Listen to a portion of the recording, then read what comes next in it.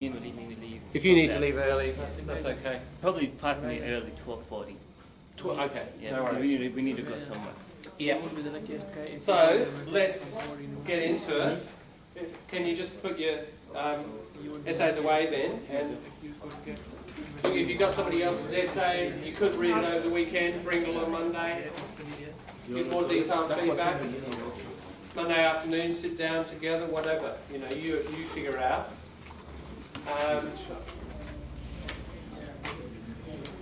When was our next essay swap? We're going to have one more, aren't we, for referencing? That's certainly next Friday. Just, let's be clear, next Friday we have another essay swap. That's a referencing swap. Alright? But if you want to keep getting checked and get feedback with other people, from other people, about your language, do it. Just a quick question. Do we have 10 weeks this term, or is that like 10. 10 weeks? 10. So 3 more weeks. And our last term is 9. Okay. So what's happening in week 10? Same. Same thing? Business as usual. Because everything we're supposed to be handling, I think it's in week 9. Yeah. No, we've still got lots to do. I mean, we'll continue with... Pretty much class work? Yeah. I mean, we'll do grammar and other vocab work and etc. We'll keep doing that. Yeah. Look, this term, a lot of stuff has been introductory. For example, the referencing.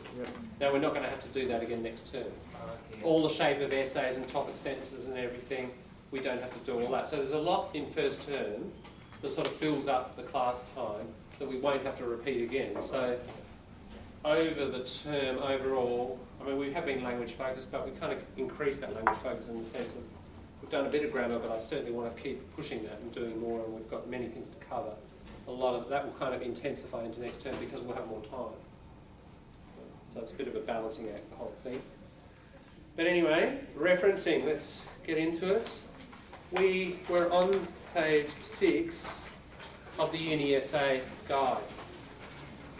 Just to mention, this guide does say somewhere, it does say on the front, I'll just point this out on this guide, what you're learning is not just for Uni Essay.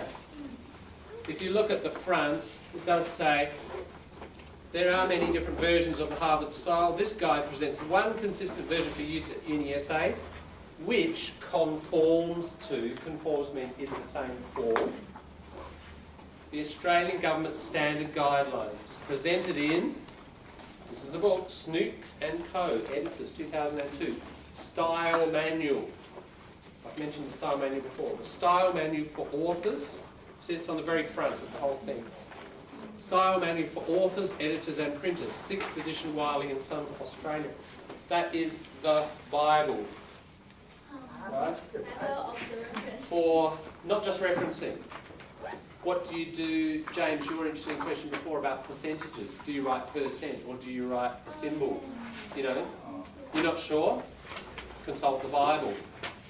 You know, all those things about punctuation, abbreviations, how to set out paragraphs, what fonts to use, all in that style manual. So a lot of libraries have copies of that.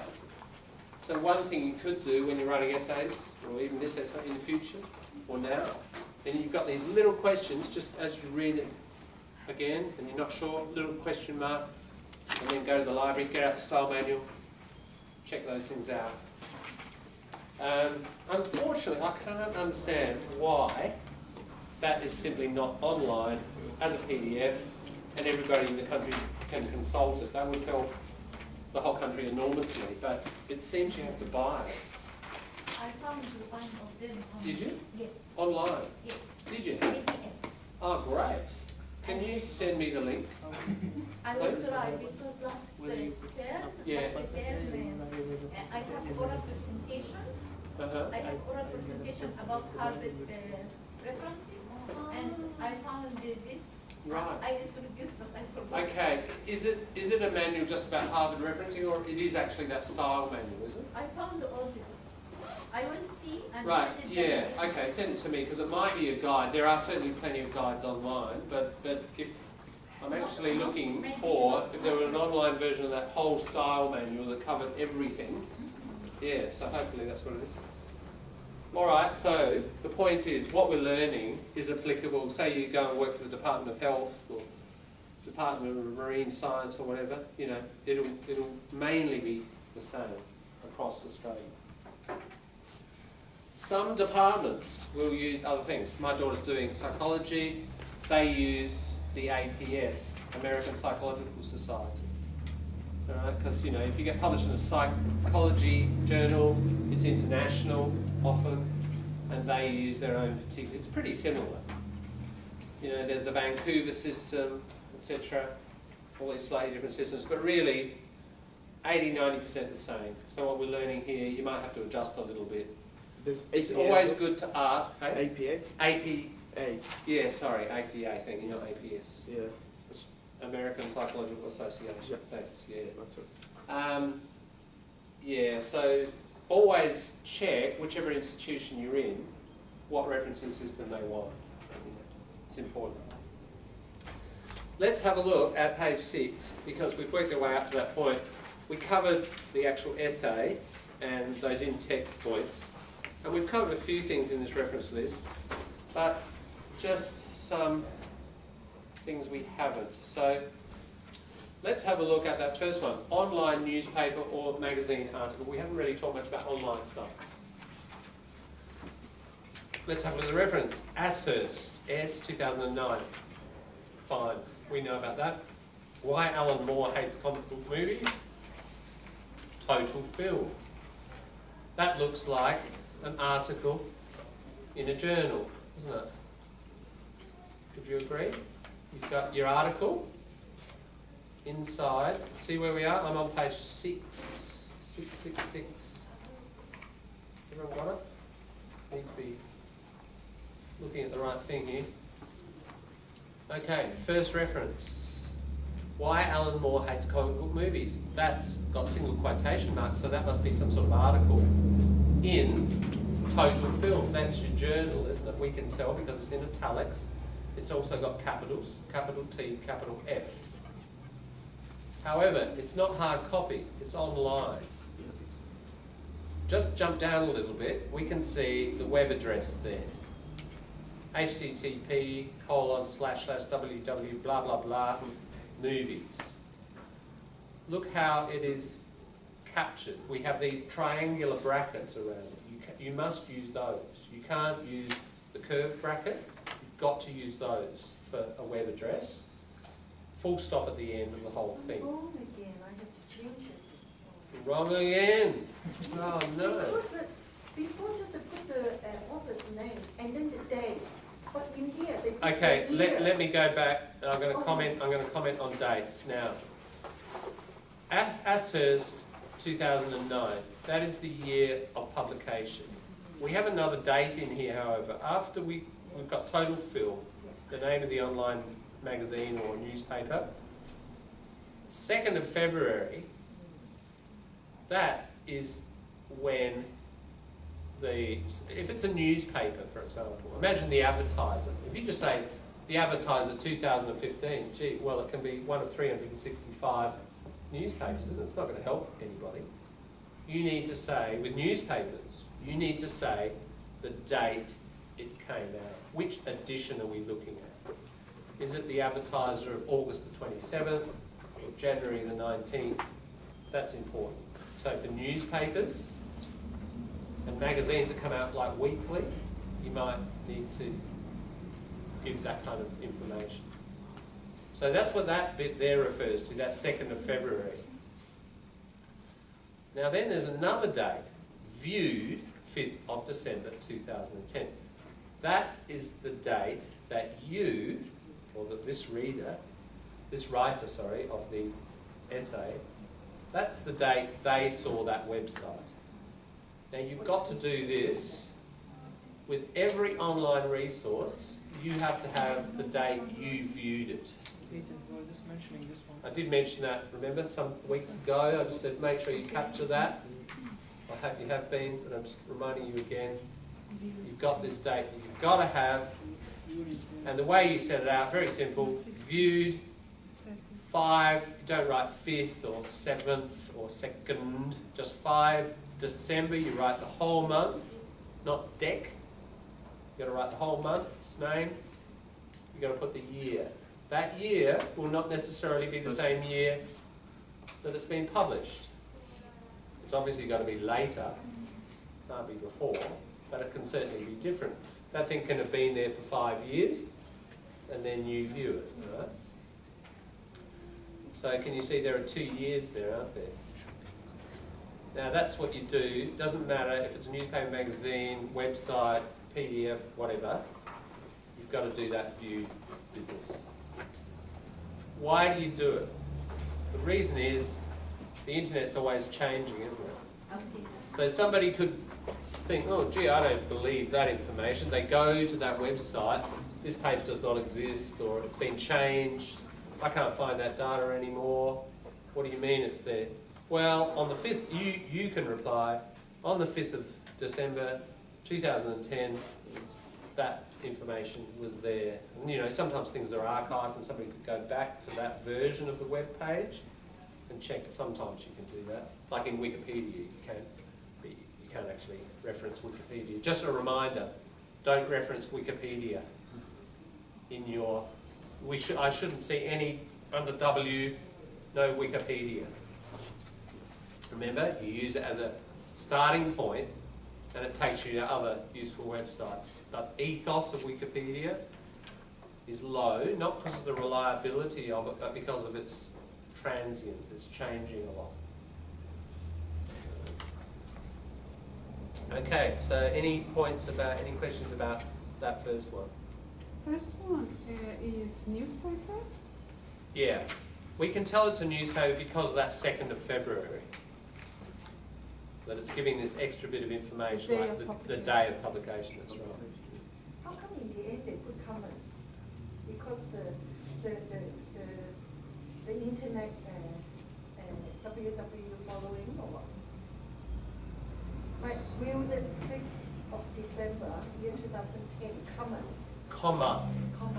Suppose it's full stop, is it? No, because you've still got another, okay, the rule is between each element in the referencing, you know, between title, publisher, place of publication, or website address, or whatever it is, you have commas. There's only one exception, and that's between the author and the year. Remember that one? We covered it yesterday. So between each element, so there, you've got the viewed date, and then you finish with that, comma. Now you've got the web address, blah, blah, blah. But web address is in the second line, though, not following. Ah, I see what you mean. That's just the layout, I think. Automatic alignment. Yeah, that's right. It's just automatic alignment. Because it's It'll do that. Yeah. Yeah, don't worry about it. You know, whatever your computer does, it doesn't really matter. Because I always say full stop. That's Right. why. Well, no, you now won't. I find out it's No, comment. not here. And John, the Yeah. title of the newspaper goes in a single quotation, and the total film, what is it goes in italic? The title of the magazine. That's right. The, Remember yesterday we covered the idea of the container yeah. and then the thing in the container. Now in this case, it's a newspaper. Title of the newspaper. And you know, you open the average newspaper and there'll be 300 articles in there, won't there? So Title of the that one, newspaper. that article, you know yesterday, single quotation marks, normal print, container, gets italics. So this thing, this newspaper is called Total Film. It's a newspaper about films. And in there is an article called Why Alan Moore Hates Comic Book Movies. Does that make sense? Title of the article, title of the news. Yeah, that's right. That means why Alan Moore, that course, that topic, we don't need to use the container. No, We use a total film. that gets italics because that's the container. Yes. I thought every title. No, we covered yesterday 2 different kinds of title. One for the thing in the container, one for the container. There's a different pattern. This gets italics. It also gets full capitals, doesn't it? Every information word gets a capital. Capital T, total, capital F, film. if you look at why Alan Moore hates comic book movies, the first word gets a capital, W. Alan Moore gets capital because it's a name. But look at all the rest. Hates comic book movies, no capitals. So they do not get capitals, all capitals. Just a repeat from yesterday, if you were not here. All right? Moving on, book with two authors. Quite common. Desmond J. and Hawkes. Pete, notice the ampersand again. And, not A and D. Use ampersands in your reference list. 2006. Here's the title in italics. Adaptation, Studying Film and Literature. Notice book titles, not all capitals. It's only journals, isn't it? It's only containers that get all capitals. McGraw-Hill, what's that? That's the name of publication. Publisher, that's Publisher, right. Yeah. Boston, That's the place of the city place, where. that's yeah, it. the place. And because it's a capital of Massachusetts, Yeah. we don't write Massachusetts. If it Just was the a city. smaller town, we would have to write Massachusetts, the state's name. Book, next one, simple enough. I think that's clear. Journal article, we covered it yesterday, not this particular one, but let's just look at it. Name, year. Notice between the T and the 2008, nothing. Adaptation studies at a crossroads. That's the article, isn't it? That's this thing. It's the thing in the container. Normal print. Only one capital at the beginning. Single quotation marks. The container, this journal is called Adaptation. It's got italics. It's only got one word. It's capitalised. Now then it says volume 1, number 1. Journals can get quite complicated. They can get volumes, numbers, issues. Whatever it says there, you just copy it out. Notice volume dot 1, number dot 1. Now remember page range.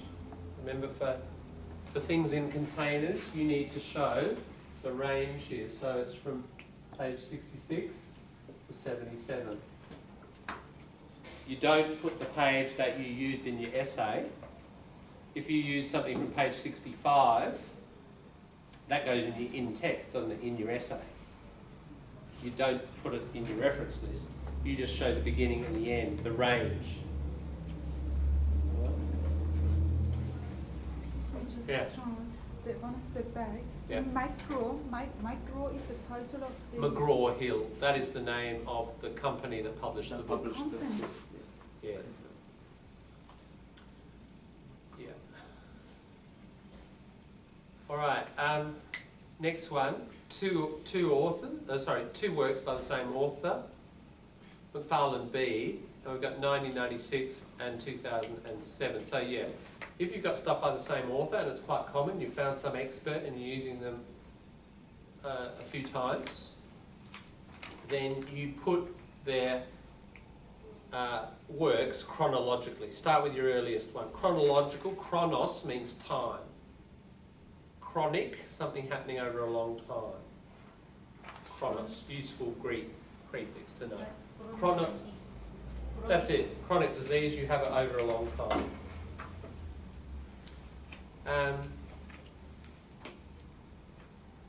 So you list them chronologically. So you don't look at alphabetical order of title. Which is not the 1996 one comes first, and then the 2007. See the 2007 one, we don't repeat the author's name. Again, we put a dash. That tells us it's still the same person, but don't write it again. If you write it again, somebody might be a bit confused. Oh, there's another McFarlane. Okay. Chapter in an edited book. Yeah. So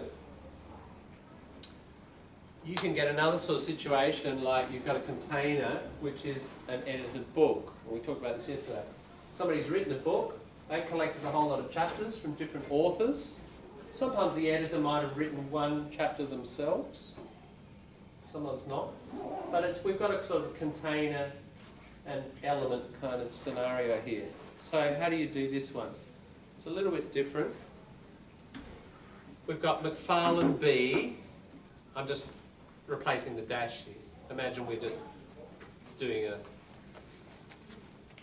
if we didn't have a second work. Yeah.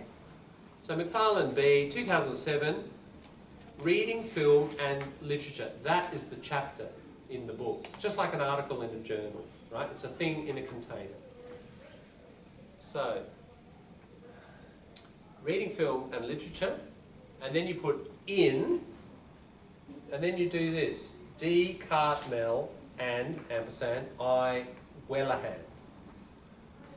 Eds.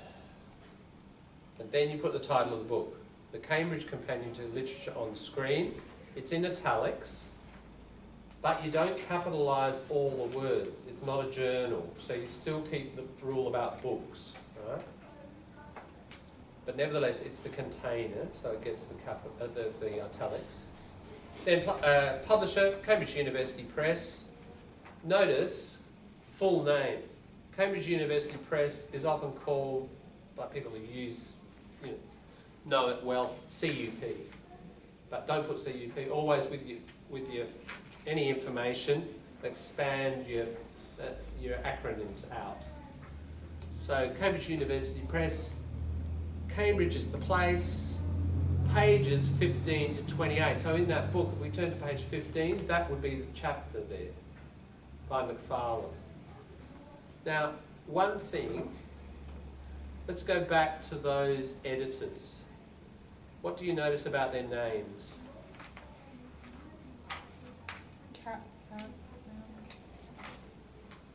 Not the names themselves, but the form. What's different about those names compared to, say, McFarlane B, the one above it? Here we're saying D. Cartmel. That's right. Yeah, we've got the initial first. Yes. And then the surname, right? And then, so you got D. Cartmel, I. Wellahan. You got the initial before the surname, before the family name here. Why? Because, again, it's an exception, but it helps us. Because I can look at that straight away, I know they are not the authors of that chapter, they are the editors. They've collected that. You know, they haven't had anything to do with the writing of it, they've just collected that in that chapter and put it in the book. So that's what you must do with editors. That you turn it round, you do the opposite. And then it might be one single editor, you'd write ED if it's one editor. If it's two or three, it's EDS, no dot. You put it in brackets, you put it after their names and before the title. Okay, that's a chapter in edited book. Have a look at the next one. Here it is again. Here's an edited book. Miller and Stam, eds. Notice what happens here. It's a bit tricky. They are being used at the beginning of the reference. So it doesn't, even though they're the editors, it doesn't become T. Miller and R. Stam. Right? It's only when you do a chapter in a container that you turn it round. Tricky. Why do you do this? Because imagine if you had T. Miller and R. Stam, where would you put it in the list? You'd have to put it under T, wouldn't you? But the person's name is M. Miller. And your reference in your in-text would have said Miller. So the person would turn to the reference list and look under M and not find it. That would be a problem. And they wouldn't realise you'd have to go down to T.